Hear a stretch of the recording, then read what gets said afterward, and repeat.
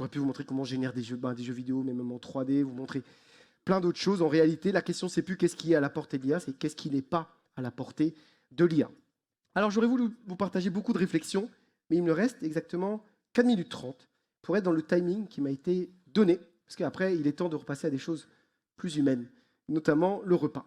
Alors, je vais vous partager quelques réflexions clés que j'arrête pas de marteler partout et que j'essaye de répéter sans cesse. Ça, c'est le paradoxe de Moravec. Là, c'est le pourcentage de tâches qui vont être automatisées dans les 3 prochaines années dans ces professions-là. Bien entendu, chacun d'entre vous est en train de regarder où il est dans le graphique, ou de se moquer du voisin, peut-être qui est un peu haut dans le graphique. Derrière ce graphique, cependant, il y a une chose, c'est ce qu'on appelle le paradoxe de Moravec. Le paradoxe de Moravec, c'est un paradoxe qu'on connaît en technologie en réalité depuis très longtemps. Notre société a du mal à l'intégrer, mais en fait, c'est quelque chose qui était prévu depuis très longtemps. Notre société, elle est construite sur une chose, c'est la pensée que la cognition humaine, vous savez, notre cognition, notre intelligence, c'est la chose la plus élevée dans la nature humaine. En réalité, la cognition humaine, d'un point de vue anthropologique, biologique, c'est à peu près 12 000 ans.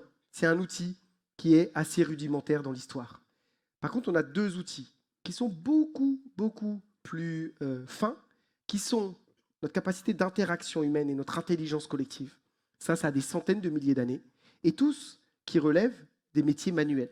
Et ce que dit le paradoxe de Moravec, c'est que la valeur économique des entreprises, des organisations, des territoires, des personnes, va se déplacer des tâches intellectuelles vers les tâches manuelles et d'interaction humaine. L'avenir est aux métiers manuels et aux métiers d'interaction humaine. Alors bien sûr, là-haut, nous, on accompagne beaucoup de professions juridiques ou d'avocats. Oui, si un juriste ou un avocat me dit que son métier, c'est de rédiger des contrats ou de faire le bilan comptable, oui, son métier va disparaître.